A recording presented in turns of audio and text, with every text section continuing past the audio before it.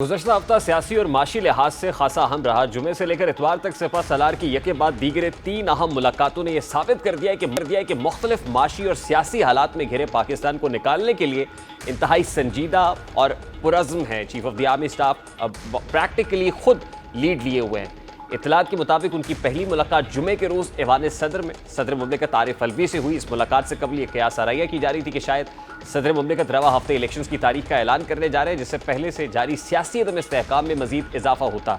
लेकिन इस मुलाकात के बाद फैलाई गई अफवाहों का खात्मा हुआ। पहल तो इस मुलाकात की तस्दीक नहीं की जा सकी, लेकिन अब ऐवान सदर जराए इस मुलाकात की तस्दीक कर रहे हैं और बता रहे हैं कि जुमे को सदर की 2 अहम शख्सियात से मुलाकात हुई। इस मुलाकात के दौरान ऐवान सदर का 4th फ्लोर, जहां सदर मुमलिकत का ऑफिस चैम्बर है, किसी को भी आमदोरफ्त की इजाज़त नहीं थी और ऐवान सदर के अमले को भी रोक दिया गया था।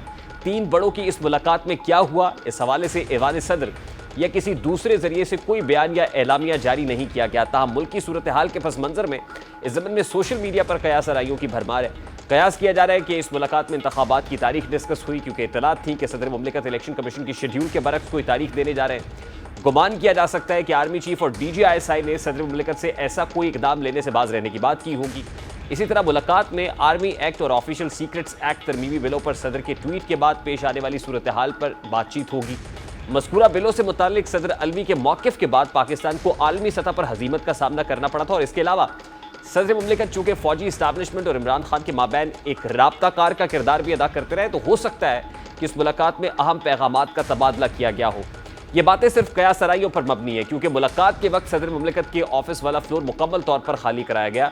दूसरी जानिब army chief general Asim Munir मईशत की बहाली के लिए खुद सरगर्म अमल है और उन्होंने यके बाद दीगरे लाहौर और कराची के 100 के करीब बड़े जो कारोबारी अफराद हैं उनसे मुलाकातें की है, जिसमें उन्होंने मुल्क से टैक्स चोरी, नॉन फाइलर निज़ाम, स्मगलिंग, रिश्वत सतानी, क्राफ्ट सिस्टम के खात्मे के अज़्म का इजहार किया है। और बताया जा रहा है कि लाहौर चैम्बर ऑफ कॉमर्स का नुमाइंदा वफ्द तशवीशनाक कारोबारी मंजर और आवाम की परेशानियों के हवाले से अपनी तजावीज़ लेकर कोर कमांडर हेडक्वार्टर्स गया था, जहां स्पेशल इन्वेस्टमेंट फैसिलिटेशन काउंसिल पर तफसीली तबादला ख्याल किया गया। वफ्द ने तजावीज़ दी कि भारी बिजली बिलों समेत अवामी कारोबारी मसाइल हल किए जाएँ। अब जो गुज़श्ता हफ्ता है मुलाकातों के एतबार से खासा हंगामा खेज़ रहा। अब इस हफ्ते भी कुछ हंगामा खेज़ खबरों का मुतवक्के है, लेकिन जहाँ तक माशी डोमेन की बात है तो इन मुलाकातों के बाद जो बिज़नेस कम्युनिटी से हुई हैं उसके बाद आज कुछ अच्छी खबरें भी मौसूल होना शुरू हुई हैं।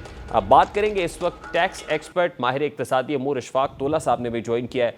अस्सलाम वालेकुम अशफाक तोला साहब, बहुत बहुत शुक्रिया आपके वक्त के लिए। सबसे पहले तो ये कहिएगा कि 2 रोज़ तक बिज़नेस कम्युनिटी से मुलाकातें होती रही। कराची की बड़ी जो कारोबारी बरादरी है उससे chief of the army staff खुद मिले, फिर लाहौर की बिज़नेस कम्युनिटी से मुलाकातें हुई। उसके बाद आज जो मार्केट सेंटिमेंट है वो कुछ पॉजिटिव दिखाई दिया। फॉर एग्जांपल जो स्टॉक एक्सचेंज है वहाँ पर 400 पॉइंट्स का इजाफा देखा गया। तो क्या देखा जाए कि बिज़नेस कम्युनिटी से मुलाकातों का नतीजा है ये कि मार्केट सेंटिमेंट पॉजिटिव है या कारोबारी बरादरी का एतमाद बहाल हो रहा है? बिस्मिल्लाहिर्रहमानिर्रहीम। मैं नहीं समझता कि कोई मीटिंग का इतना बड़ा नतीजा है और कोई 300-350 पॉइंट गिरी है, बट आप टर्नओवर देखेंगे ना तो बहुत थोड़ा है। तो मैं नहीं समझता कोई इस वजह से कोई बहुत ज़्यादा बुलिश सेंटिमेंट आए हैं इन्वेस्टर्स के।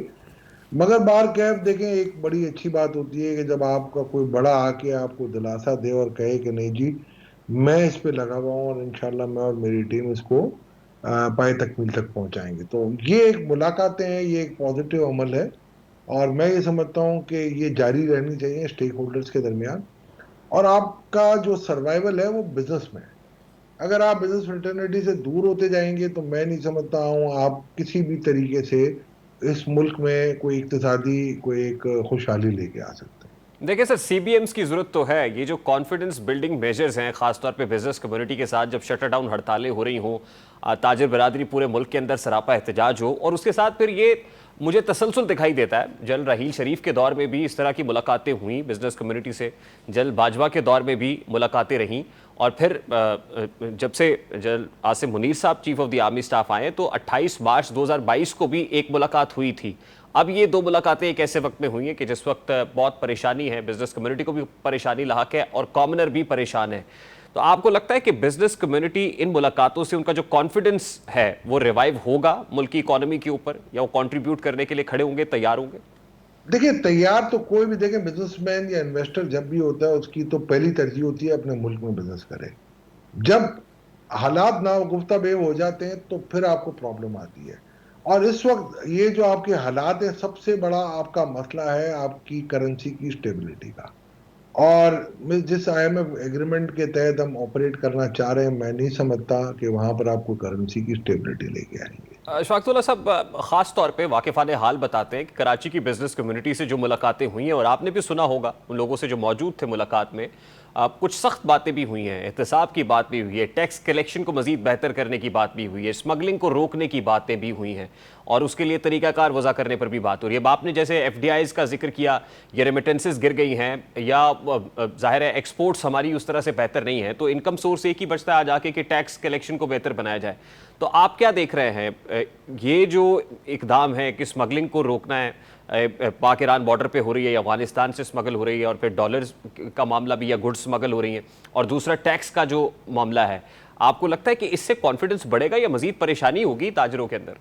मैं आपको बड़ा इंटरेस्टिंग सीन बताता हूँ। जी। आप जिस शख्स का इंटरव्यू ले रहे हैं वो चेयरमैन था reform and resource mobilization commission का, हम्म। कोई अपने एक 15-20 दिन पहले या एक महीने पहले। हम्म। और मेरी एक बहुत कॉम्प्रिहेंसिव रिपोर्ट है जो कि इस वक्त केयर टेकर प्राइम मिनिस्टर और केयर टेकर फाइनेंस मिनिस्टर के पास है, और मैं इनसे रिक्वेस्ट कर चुका हूं कि मुझे प्रेजेंटेशन का मौका दें। मेरी इस रिपोर्ट में, अगर आर्मी चीफ साहब चाहते हैं, 2.5 ट्रिलियन के नए टैक्सेस, मैंने डायरेक्ट टैक्सेस रखे हुए हैं। अगर आप चाहते हैं इस मुल्क में रेवेन्यू बढ़े तो बिल्कुल बढ़ सकती है। दूसरा, आपने मुझे कहा कि रेमिट स्मगलिंग कैसे रुकेगी। जब शाहिद खाकान अब्बासी साहब थे उस वक्त हमने ये प्लान किया था कि आप स्कैनर लेके आए और स्मगलिंग को रोकें। आप ये समझ सकते हैं कि इस वक्त पॉलिटिकल इकोनॉमी के साथ आप इस तरीके से रोकना चाहेंगे स्मगलिंग को, और जिस तरीके से अफगान बॉर्डर आपकी पोरस बॉर्डर है, और जिस तरीके से ये बात की जाती है कि हमारा बलोच यूथ, अगर आप उसको इस किस्म के बिजनेस से भी दूर कर देंगे तो बॉर्डर पे टेंशन हो जाएगा और वो दूसरी तरफ राग़िब हो जाएगा।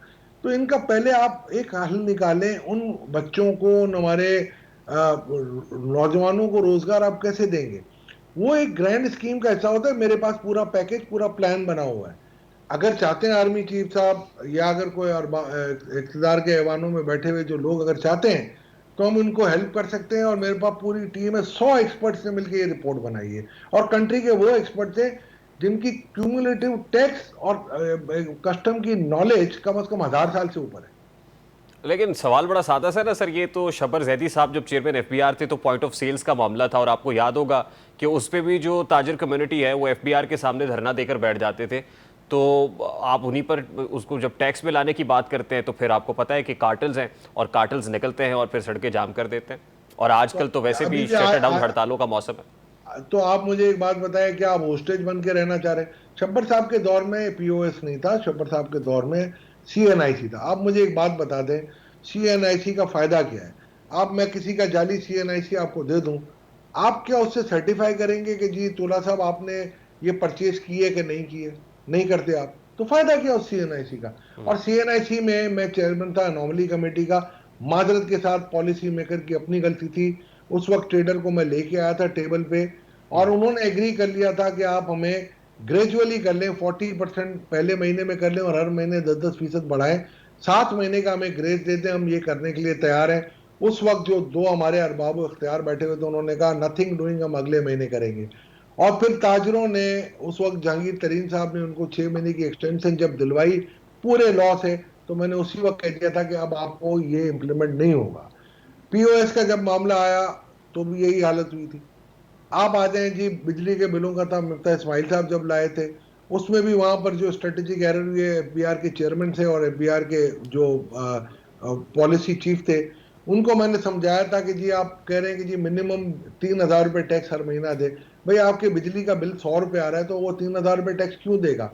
जब तक 3000 नहीं होता लाइक टैक्स ले लेते आप।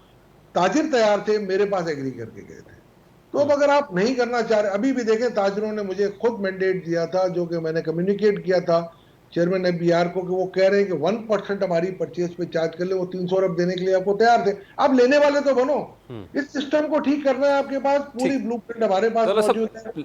Lastly sir, lastly in very quickly, आम फहम अंदाजे बता दीजिएगा, अभी 6 से 8 महीने की बात हो रही है कि 6-8 महीने बाद हमने इलेक्शंस में जाना है, अगर जाना है तो ये 6-8 महीने की विंडो आपको लगता है कि इसमें कहीं कोई जुज़ वक्ती ही स्टेबिलिटी ही कह दे आ सकती है? देखिए, एज ए पाकिस्तानी मेरी दुआ होती है और मैं हमेशा खैरख्वाही रहा हूँ, क्योंकि मेरे स्टेक्स पाकिस्तान में हैं और मेरी खैरख्वाही है, हम चाह रहे हैं कि पाकिस्तान तरक्की करे, हमारे बच्चे यहाँ फले फूले, हमारी आगे नस्लें यहाँ फले फूले। मगर जो हालात हो जाते हैं, जो इंस्टेबिलिटी आती है हमारे पास, उसका कोई तदारुक नहीं है। हम यही चाहते हैं, बैठते हैं गुफ्तन नशिस्तन बरखास्तन, हम अच्छी अच्छी काउंसलें बना लेते हैं। उन काउंसलों में मैं आज मुझे बता दें कि जो काउंसिल चला रहे हैं, उनके माजी का रिकॉर्ड आपने चेक किया?